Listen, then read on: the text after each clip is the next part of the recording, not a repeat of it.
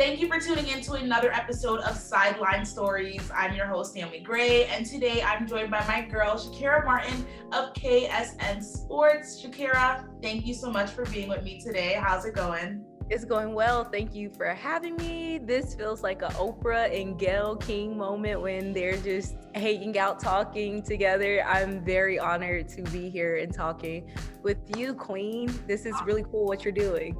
Thank you. Let's get right into it. So you're a Texas girl, San Antonio to be specific. Texas is known for many things, sports being one of them. So I want to know what played a role in your life into kind of loving sports and wanting to do it for a living?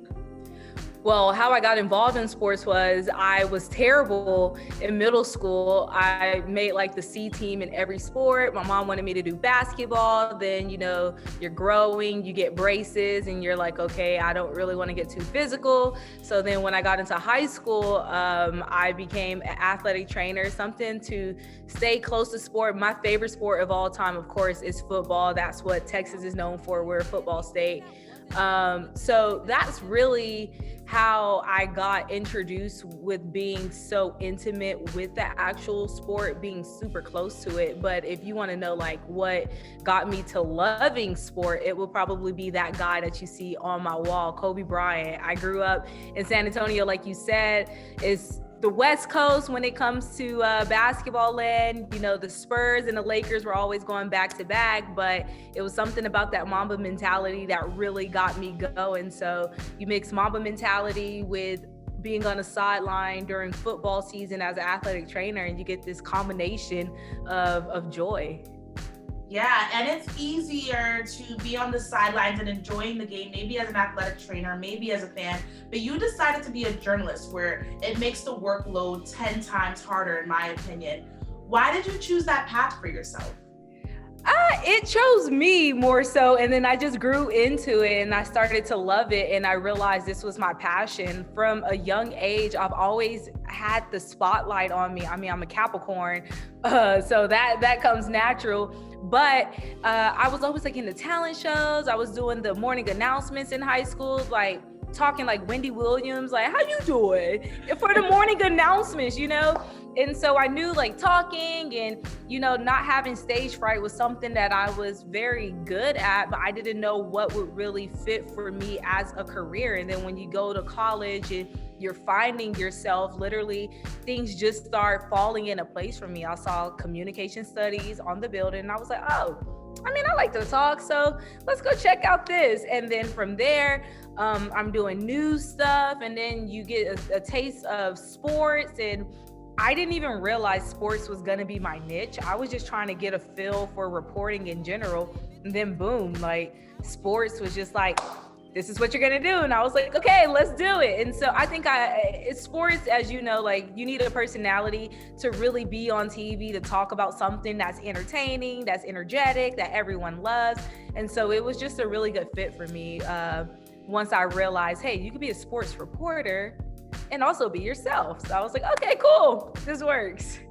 Right, and you took the road less traveled like myself. After getting your bachelor's degree, you decided to get your master's. Why did you feel it was important for you to add that extra degree to your accomplishments? Well, first and foremost, just as a Black female in America, the greatest thing that I think that we can do is invest in ourselves. And if that's being education or where you're driving yourself in your career, whatever investment that you can create to create a legacy and a path for younger females who look like you and who relate to you can follow, like, that's what I'm here for. So the whole master's degree actually happened because I graduated with my bachelor's with no internship because I didn't know what I really wanted to do. I knew like news was cool. I was a part of the stuff at school, but every time when I was applying for jobs, they were like, hey, you have like no experience here. So then it was just like, okay, Melanie Lawson from ABC in Houston, who is a mentor of mine, was like, hey, you have personality, you have a lot of potential, but chick, you really need some experience. Go back to school, get an internship. And so as I'm investing in myself with my craft and learning so much more about the industry, I'm also able to get an internship literally for free back at home in San Antonio, was working an 8-hour shift doing news 2 a.m. to 10 a.m., go home, take a nap, and then I would turn around and go back because I wanted to taste sports. So I was doing 3 p.m. to 7 p.m. This was a free internship, by the way. So that's what grad school really put me on in a position to like understand the grind, to see how much I really wanted it, and also to take time to invest in myself. I have 2 degrees. That's awesome to say. So you got your start in a market in Lafayette, Louisiana, News 15. It's a small market, as I said, a starter market, but you had a lot of great opportunities. You were able to cover LSU, you were able to cover the Saints, and much more things. How beneficial do you think getting your start in that market was to where your career is going and where you are now? It was pretty beneficial because it created an opportunity, regardless of who you are covering or what you are doing. As long as you get that foot in the door and it's actually doing what you want to do, that benefits you all the way around. Honestly, I was just super blessed to really be at Lafayette at the time that I was there. Like, even thinking back to it, like, I'm there with the Saints and they're trying to go to the Super Bowl. They don't get a certain call that allows them to win a huge game. I get to see Drew Brees break all of these numerous records. I get to cover LSU going undefeated, Joe Burrow winning the Heisman, like, whoa. Then you come to the NBA side and you got the Pelicans having this huge fiasco, like with people wanting to leave, Zion coming into town. It was just a really good opportunity for me to be exposed to what the sports world is really like. And I truly enjoy that. And I think it really set me up for the future because I'm exposed to this national stuff, but I'm in market 121. So although I'm not in a top 50 market, I'm still being exposed to what that top 50 market is tasting and what they're seeing. So it was an honor and it was truly a blessing to be in Louisiana during the time that I was there because I was blessed.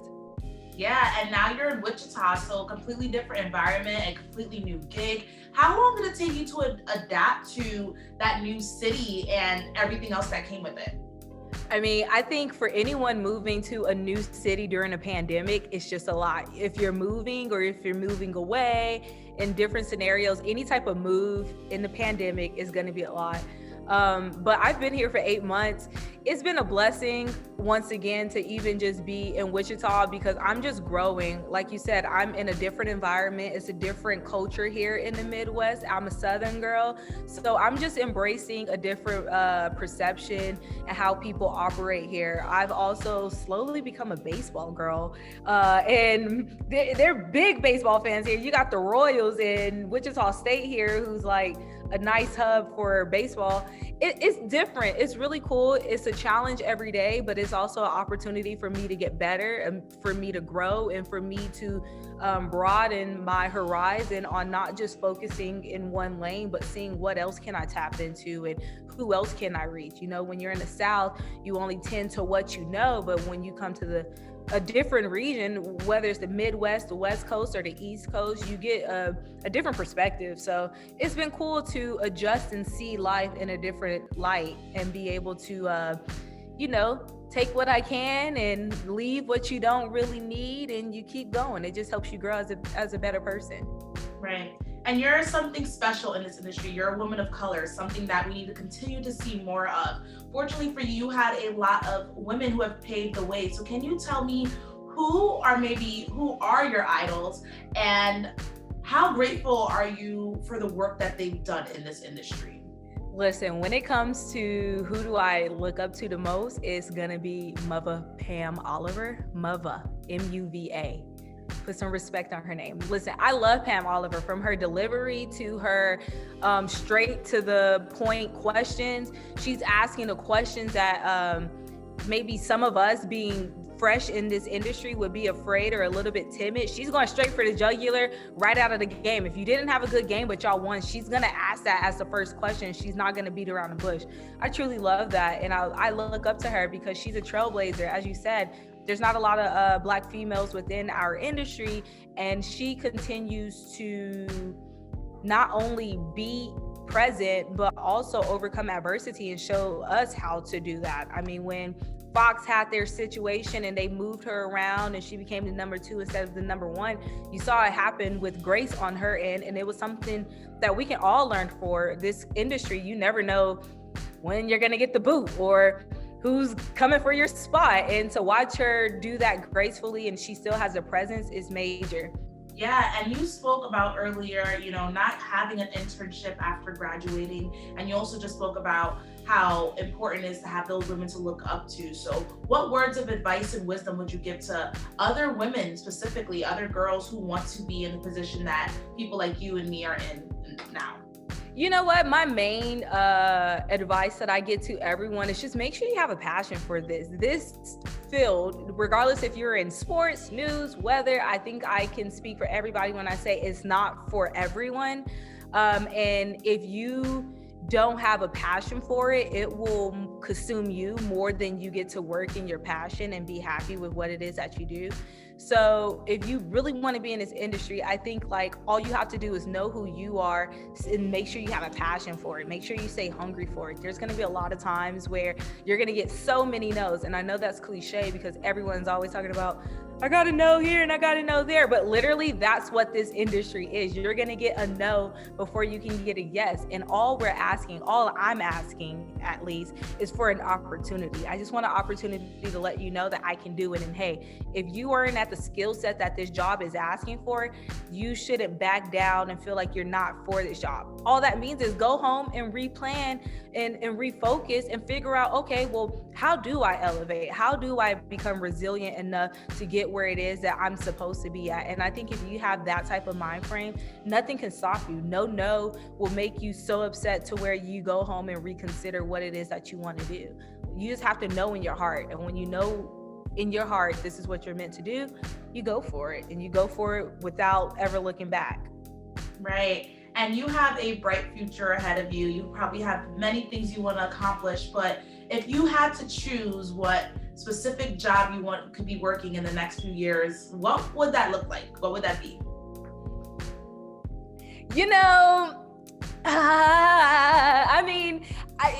As long as I'm doing something where I am telling athlete stories, regardless of how that is, if that's through storytelling as a package or if that's reporting, I'll take it. One thing that I love about this industry, that even though it's a fight to get where you want to be at, you are a representation of a lot of the athletes within whatever sport. I mean, when you look at football, is 80% Black males that you're covering.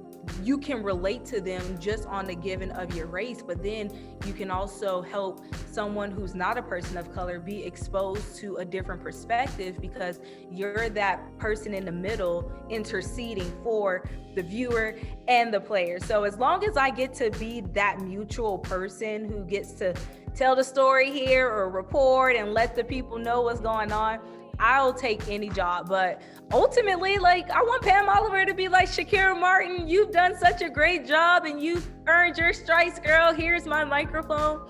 And I'm gonna grab that thing and be like, we've been waiting for this. Shaquira Martin, reporting live. I see you on Fox Sports right now, girl. I see it. Manifest that. Fox, CBS, NBC, any network that would like to have me, we're going to manifest all of that sideline reporting. And you know what? As much as I've always said football, I have really been considering if I would want to do baseball. I speak Spanish.